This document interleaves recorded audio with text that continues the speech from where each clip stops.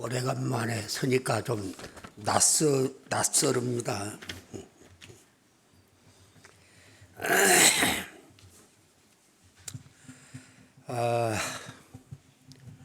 영생과 영벌, 그러니까 조금 무시무시한 생각이 들지요. 이 말씀은 주님께서 최후의 심판 자리에서 마지막 선언한 말씀이기 때문에 그렇습니다. 그래서 재림의 이 본문의 비유는 재림의 그리스도께서 행하실 심판의 기준이 무엇인지를 보여주고 있어요. 성도들로 하여금 사랑을 실천하는 것이야말로 주님의 재림을 가장 잘 준비하고 있는 것을 보여주고 있어요. 때문에 본 비유는 마치 최후 심판날 구원의 기준이 행위인 것처럼 말한 듯 하기도 해요.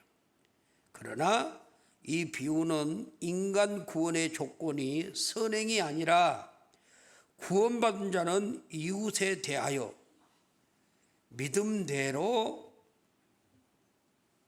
행동하는 것을 말하는 거예요.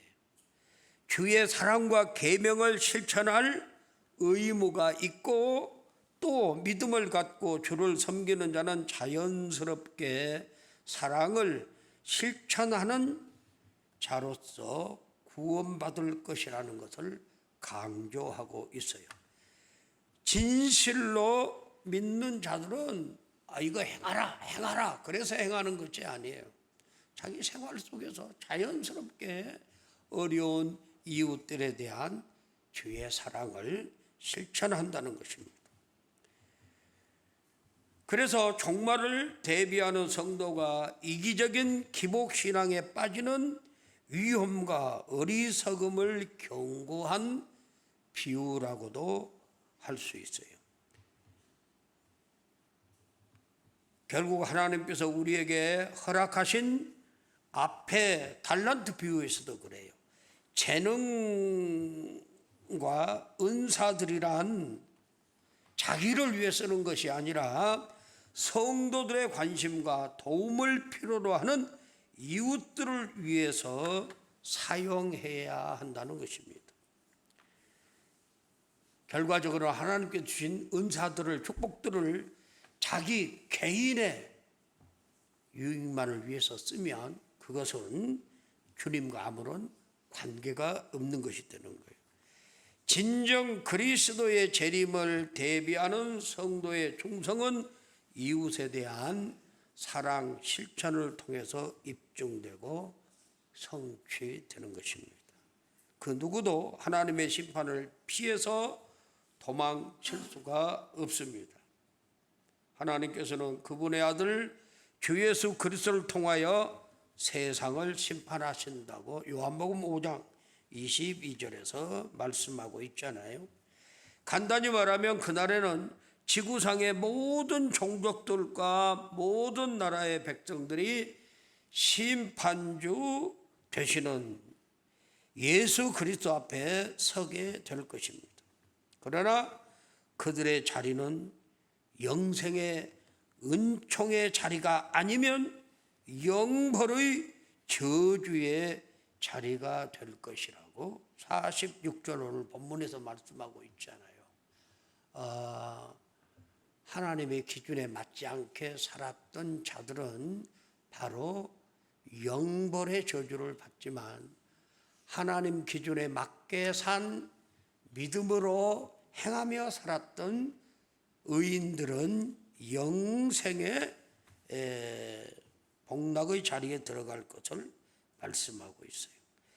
그리스도께서는 지금 하나님 보좌 우편에 좌정해 계시죠. 우리가 신앙 고백할 때마다 하늘에 오르사 전능하신 아버지 하나님 우편에 앉아 계시다가 그렇게 말씀하고, 그래서 은혜의 보좌와 심판의 보좌의 차이점이 여기서 나타나고 있어요. 우리는 때를 따라 돕는 은혜를 얻기 위해서 은혜의 보좌 앞에 담대히 나가자고 히브리서 4장 16절에서 말씀하고 있어요. 그래서 여러분들은 이 자리에 지금 은혜의 보좌의 자리에 나와 있습니다. 그러나 예수께서 다시 오실 때는 은혜의 보좌가 아닙니다. 심판의 보좌이고 아무도 그 심판을 피할 수는 없습니다. 즉 은혜의 보좌에 나와서 하나님께 예배로 영광을 돌리고 주의 말씀을 받고 그 말씀을 따라 순종하여 산 사람은 장차 하나님의 축복의 자리에 영생의 복락의 자리에 가지만은 그렇지 않는 사람은 영벌의 저주의 자리에 있을 걸 말씀해요. 심판주 주께서는 세계 모든 사람을 목자가 양과 염소를 구별하듯 좌우편에 세우고 심판하시면서 35절 36절 본문에 이렇게 말씀하고 있습니다. 즉 우리 다 함께 35절 36절을 읽으십시다.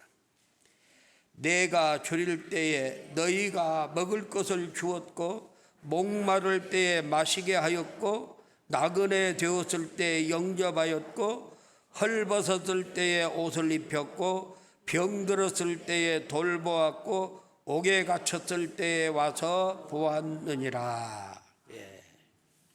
주께서는 바로 우편에 있는 자들에게 창세로부터서 예비된 복된 나라를 상속하라고 34절에 말씀하고 있는데 그 이유가 바로 여기에 왜 창세 전부터서 예비된 영생 복락의 나라를 상속받으라고 하는가 그 이유가 35절 36절에 나온다 그 말입니다. 그것은 곧 내가 줄일 때에 여기서 내가라는 말은 주님 자신을 말씀하고 있는 거예요. 그렇죠? 그런데 당시에 주께서 내가 줄일 때 그럴 때에 그 의인들이 말이 그래요. 언제 주님이 줄여서 배고파서 저를 찾아왔습니까? 입을 옷이 없어서 언제 저를 찾아왔습니까? 나그네 되어 외로울 때에 제가 언제 저를 찾아왔습니까?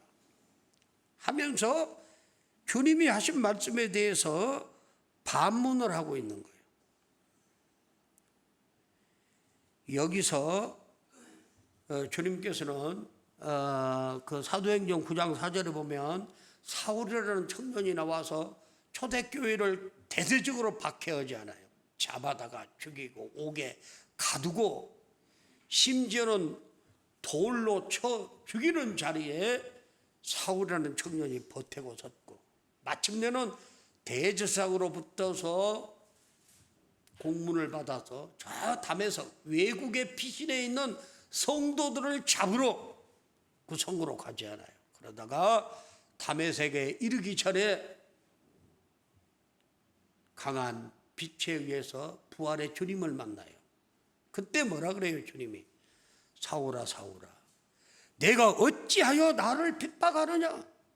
사울이 언제 주님을 직접 핍박한 기록이 아무데도 없습니다. 그러나 주님은 왜 네가 나를 핍박하느냐? 사울이 누구를 핍박했습니까? 교회를 핍박했어요. 연약한 성도들을 핍박을 한 것을 주님은 바로 그 핍박을 나를 핍박한 것이라. 무슨 말씀입니까? 예수를 믿는 성도들과 주님은 하나인 걸 말씀하고 있어요. 주님은 교회와 하나 된 것을 말씀하고 있어요. 교회를 핍박하고 성도를 핍박하고 나를 핍박한 것이다. 이렇게 말씀하고 있어요. 그래서 오늘 본문에서도 바로 이 지극히 작은 자 하나를 바로 먹이고 입히고 영접하고 돌봐주고 찾아와 위로해주고 그것은 곧 나를 한 것이다. 이렇게 주께서 가장 작은 자, 지극히 작은 자라는 건 세상에서 가장 볼품 없는 자를 말하고 있어요. 그들과 주님은 자신을 동일시하고 있는 거예요.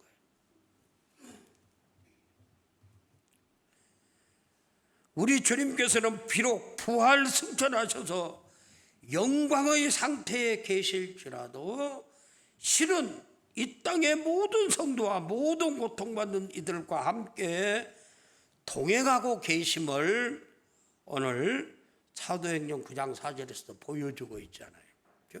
우리가 생각할 때 주님은 십자가 지시고 부활하시고 승천하셔서 지금 영광의 보좌에 앉아 있는데 어떻게 이 세상에서 고통받는 성도와 함께 있다고 하는가? 보좌 우편에 앉아 있다고 우리가 고백했는데, 바로 성령께서는 우리의 몸을 당신의 전으로 삼고 내주에 계시지 않아요. 그 성령님은 주의 영이라 그 말입니다. 주님이라 그 말이에요. 주께서 우리 안에 함께 하시고 모든 믿는 자들과 함께 하시기 때문에 바로 그들을 돌보고 사랑하는 건 바로 나를 사랑하는 것이고 그들을 외면하고 무시하는 것은 나를 무시하는 것이라는 것을 주께서 말씀하고 계시는 겁니다.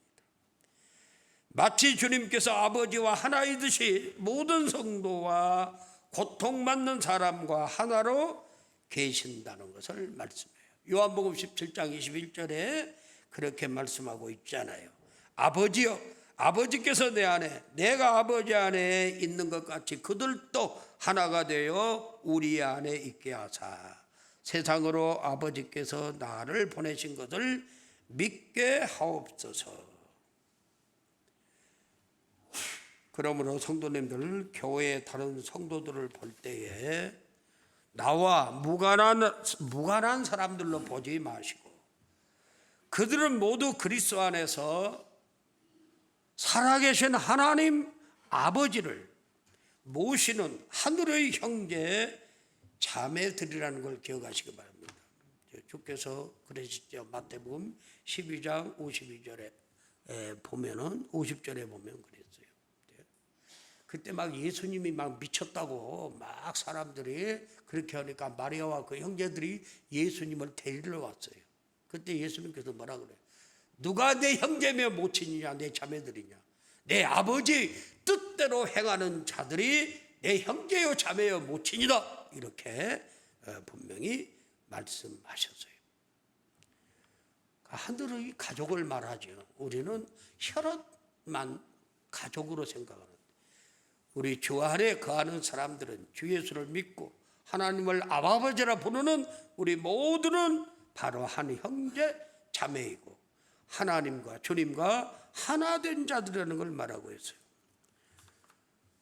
그러므로 우리는 고통받는 이웃을 볼 때 세상 사람들처럼 무관심하고 냉정한 태도로 지나치면 안 됩니다. 대신 고통당하는 저들은 주님을 보듯 아픈 마음으로 그들을 섬기기 위해 최선을 다한 것이 구원받은 성도의 자세, 믿음을 가졌다고 하는 성도들의 바른 삶의 자세예요. 오늘날은 너무 이기주의가 성하지 않아요. 그냥 나만, 내 가족만, 내 자녀만 여기에 벗어나지 못하는 것. 이것은 진정한 신앙일 수가 없어요. 교회도 이기주의적으로 내 교회만 크게 확대시키고 확장시키고 내 교회만. 같은 노예 안에서 어려움에 처한 교회들이 밥을 먹지 못하고 고통받는데 그걸 외면하고 내 교회만 내 교회. 그것이 오늘 한국 교회의 타락의 모습이라고 하는 것입니다.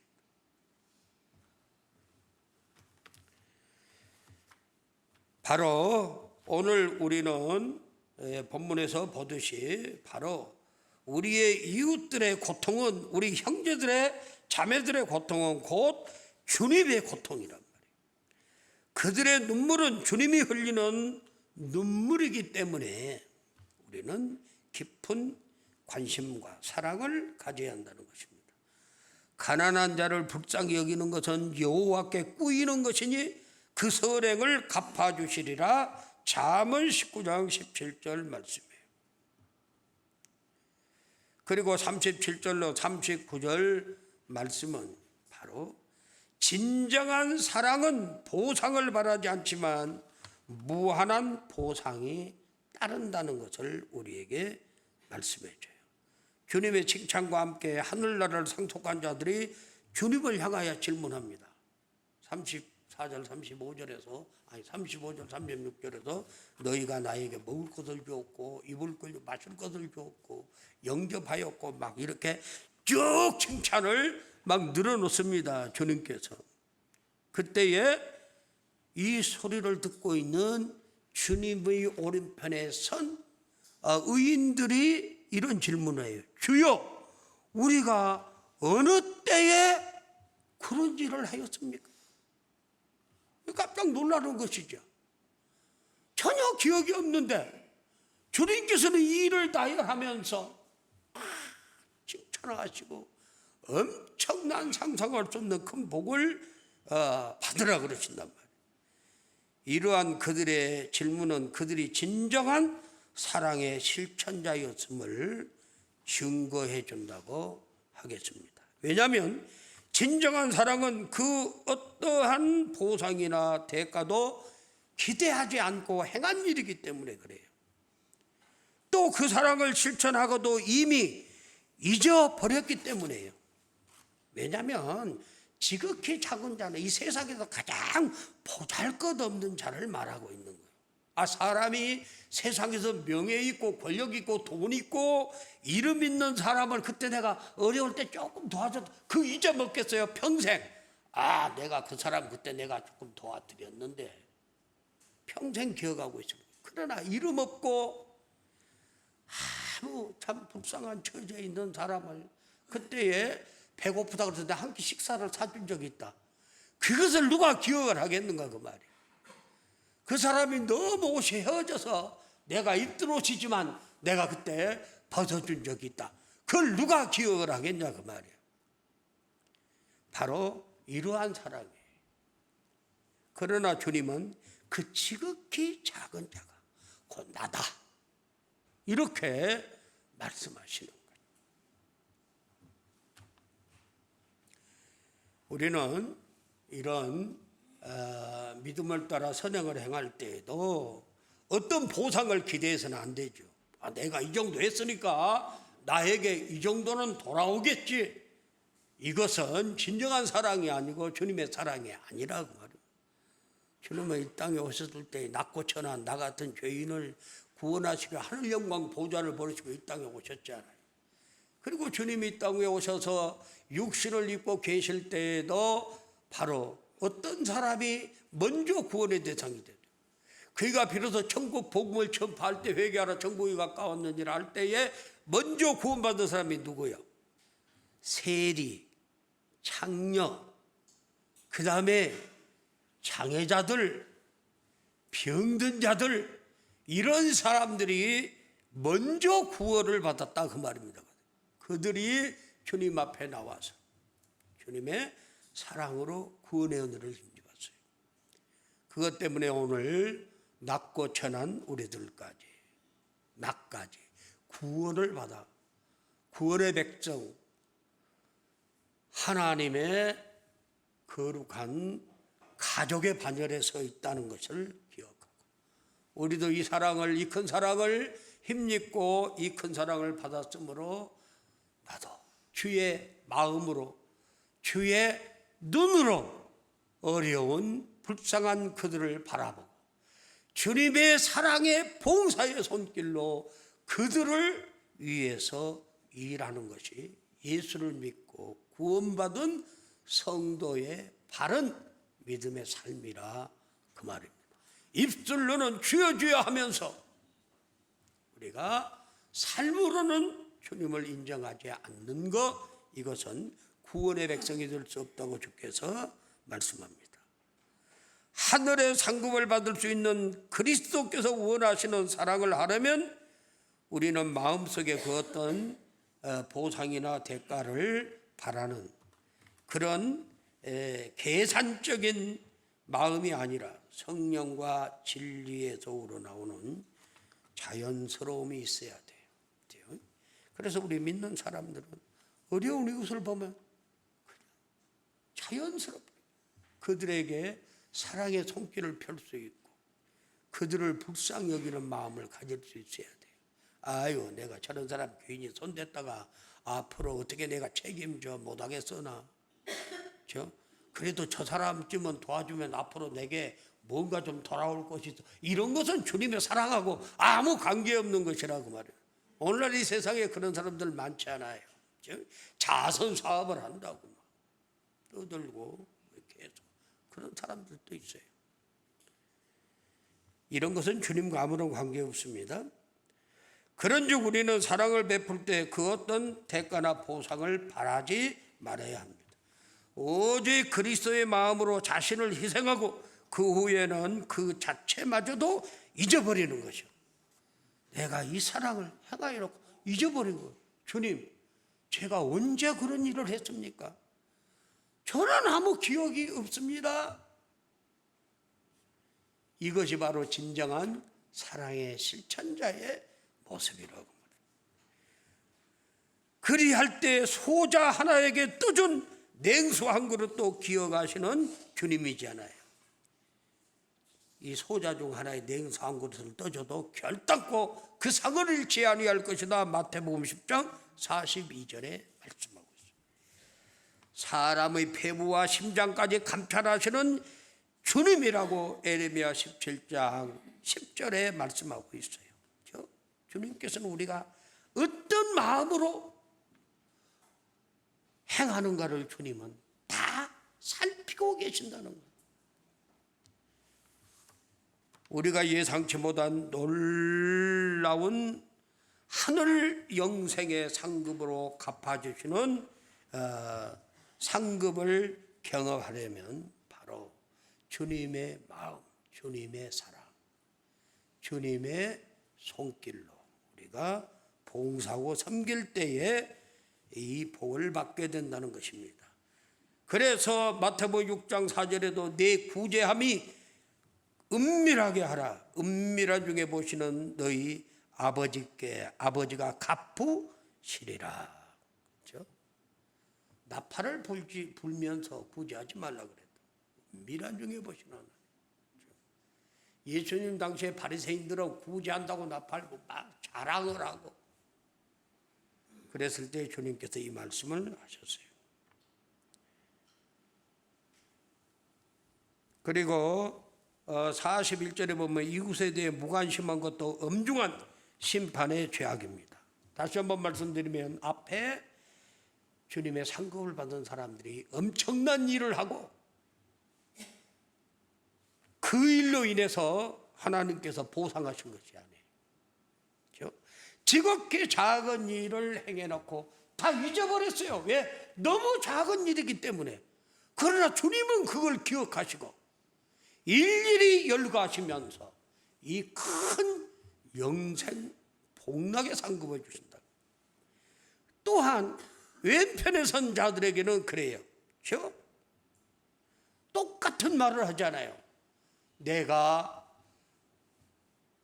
줄였을 때 먹을 걸 주지 아니하였고 허리에 입혀주자 나그네 되었을 때 영접해 주지 않았고 그렇죠?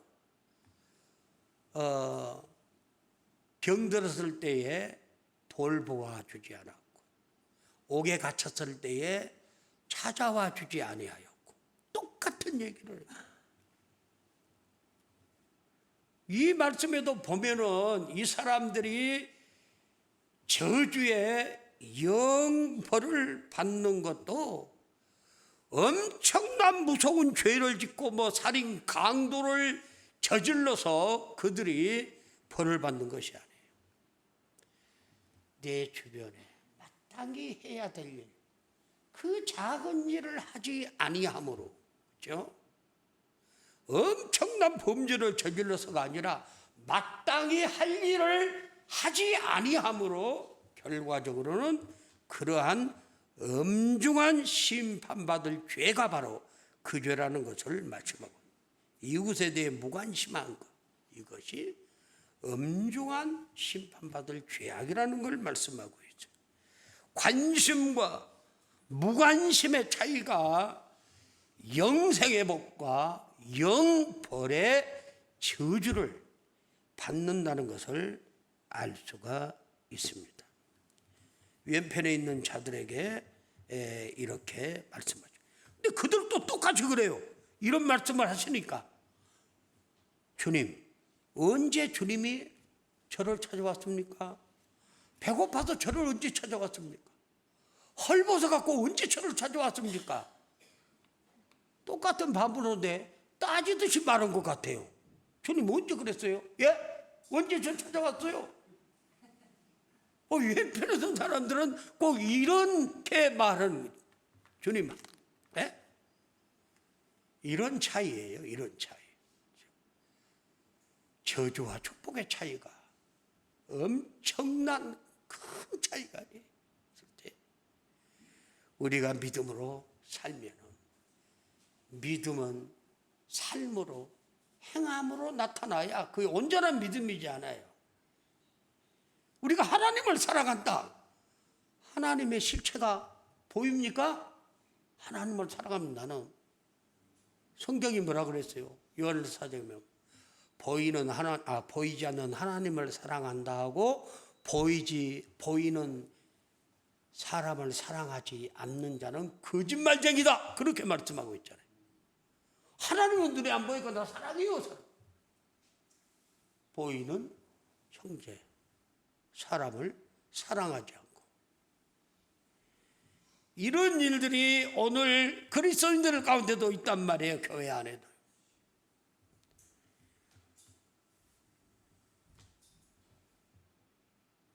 고통받고 있는 사람들을 돌보지 않는 자들을 오늘 왼편에 있는 자들에게 주께서 말씀하고 있는 거예요.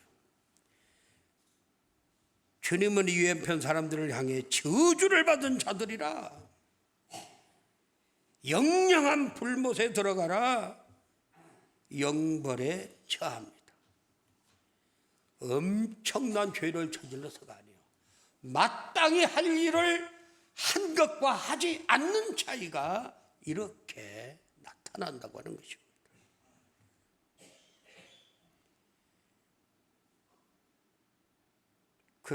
그들의 잘못은 다만 이웃의 고통에 무관심했다는 것뿐이에요. 그래서 다시 한번 말씀드립니다마는 영생과 영벌의 차이는 지극히 작은 자 하나에게 하고 하지 않는 차이라는 것입니다. 하나님께서는 세상 모든 사람들을 한 혈통으로 지으사 모두에게 가족과 같이 서로를 돌볼 책임을 부여하셨다고 사도행전 17장 26절에서 말씀해요. 우리는 이웃의 고통을 주님과 자기 자신의 고통으로 알아 고통당하는 이웃을 향해 그리스도의 사랑을 베풀어야 하겠습니다. 오늘도 우리 주변에 우리의 손길이 우리의 눈길이 미치지 못한 곳에서 지극히 작은 것으로 인해 고통받고 괴로워하고 절망하고 좌절하는 우리의 이웃들이 있을 것이란 말이에요. 이런 사람들을 우리가 찾아서 주의 사랑의 눈으로 그들을 바라보고 주님의 사랑의 손길로 그들을 섬기는 것이 구원의 은총을 힘입은 성도의 삶의 바른 자세라 그 말입니다. 너는 너고 나는 나고, 그렇죠? 자기 중심으로만 살아가는 것이 아니에요. 주님은 그렇게 살지 않았잖아요. 바로 나는 섬기러 이 세상에 왔다. 그리고 섬기다가 나중에 몸을 희생제물로 주려고 내가 이 땅에 왔다. 이렇게 말씀해요. 그 예수를 믿고 그 예수를 닮아가는 성도들이라고 하면 우리 삶에서도 그러한 모습들이 나타나야 되지 않겠습니까?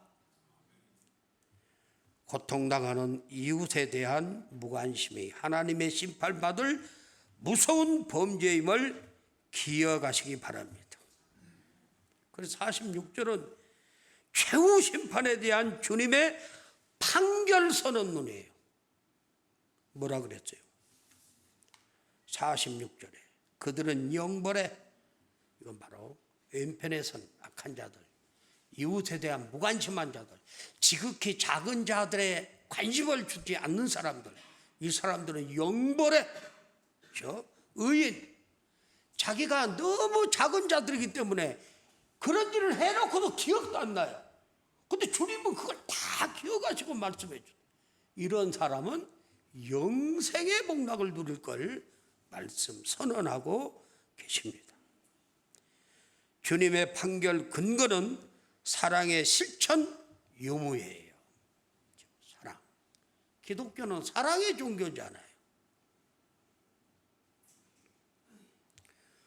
보이지 않는 하나님을 사랑하는 것이 보이는 사람에게 구체적으로 사랑이 실천되어져야 된다 그 말이에요.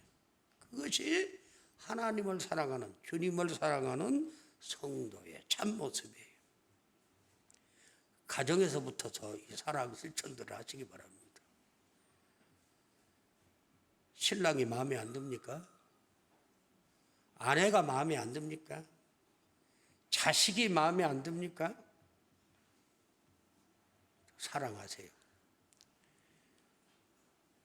시간이 갔는데 우리 동네 그런 일이 있어요. 엊그제 그 다리 건너 농가에 있는 마을에서 초상이 났어요. 한 20년간 술만 퍼마시다가 술 알코올 중독에 의해서 아무것도 안 하고 아내만 달달달달 볶고 맨날, 아내는 그것이 싫어서 맨날 일만 나가고 이제 가서 돈 벌어 나가고 하도 달달 볶으니까 딸네 집에를 갔대요. 그래서 며칠 있다 왔대요. 딸네 집에. 며칠 있다가 부엌을 가보니까 막 라면만 끓여 먹고 그냥 엉망으로 해놔서 그놈 다 정리하고 밥 해놓고 방문 열어보니까 자고 있으니까 밥 다 해놓고 여보 밥 먹으라고 가서 깨우니까 뻣뻣한 시체가 돼요. 24시간이 지나면 사후 강직이 오잖아요. 24시간 안에고 부드럽습니다. 그러니까 죽은 지 하루가 됐는지 저 딸네 집에 도망갈 때 그때 죽어버렸는지 몰라요. 죽어갖고 나자빠져 있는 거예요. 물론 들어보진 않았지만 후회했겠지요. 아이고 내가 그때 안 가고 돌봐줄 것을 이 꼴이 돼버렸구나. 아마 후회를 했을 것입니다. 속 새겨도 사랑으로 돌보세요. 가족들부터서 가족에 대해서 미운 짓 해도 하나님 은혜와 사랑을 입은 우리 성도들 마음속에는 그런 사람들을 받아들일 공간이 없는 것이 문제예요. 그게요. 우리는 사랑의 마음으로 그들의 약점을 담당해주고 부족한 점을 채워주고 이런 것을 가정에서부터 하세요. 가정에서부터. 미워하는 놈 미워해버리는 것처럼 쉬운 일이 어디 있어요?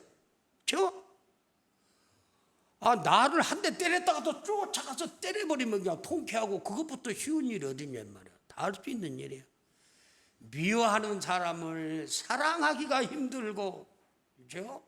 나를 헐뜯고 미워하는 사람을 이해해주고 그 사람의 입장에서 생각해주고 그런 것이 어려운 일이에요. 우리 그리스도인들은 바로 예수님의 마음, 예수님의 사랑은 그런 거예요.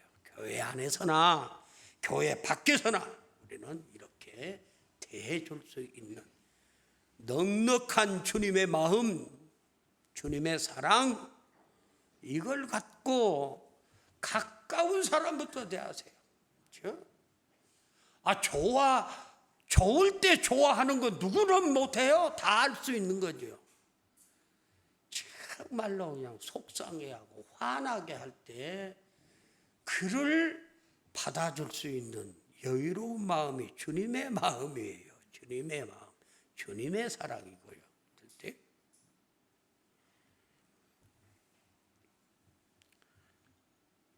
사랑의 실천 유무가 결과적으로는 영생이냐 영벌이냐를 판가해요.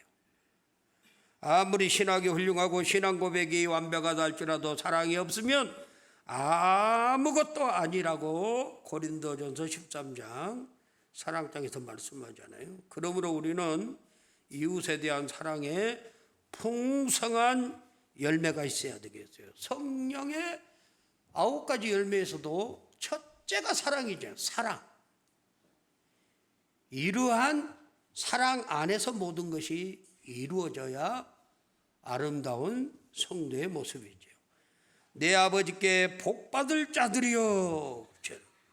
우리 모두는 지극히 작은 자들을 섬기며 대접하는 삶을 살아감으로써 사랑이 메말라가고 이기주의가 팽배해서 요즘에는 서로가 그래요. 나를 깊이 아는 것을 싫어하는 세상이 됐어요. 그러지 뭐 마음과 마음이 통하겠습니다. 그럴지라도 다가가서 주의 사랑으로 가까이 하는 진실한 성도가 가장 많아야 될 때가 오늘 이 시대입니다. 이 땅에서도 작은 자들과 함께 하시는 주님을 이웃을 섬김으로 주님을 섬기는 것이고 다시 오실 주님을 맞이할 준비를 잘해야 된단 말이에요. 최후의 심판. 마지막 때에 주님께서 나를 오른편에 세울 것인가 왼편에 세울 것인가. 그렇죠?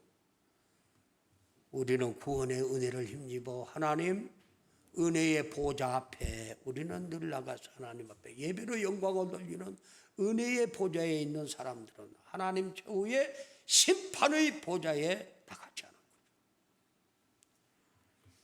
다시 오실 주님을 기쁨으로 맞이할 때 영생에 들어가는 의인의 반열에서 다 함께 영생의 복을 영원히 누리는 사랑하는 성도님들이 다 되시기를 주의 이름으로 축복합니다. 기도하겠습니다. 아버지 하나님 은혜를 감사합니다. 부족한 저희들 이제 아버지 하나님 거룩한 말씀을 우리가 듣고 읽고 배우고 있지만 우리가 이 말씀을 실천하면은 너무도 연약하고 부족한 저희들입니다. 우리가 예수를 오랜 세월 믿었다 하지만 너무 이기적인 신앙을 가질 때가 많습니다.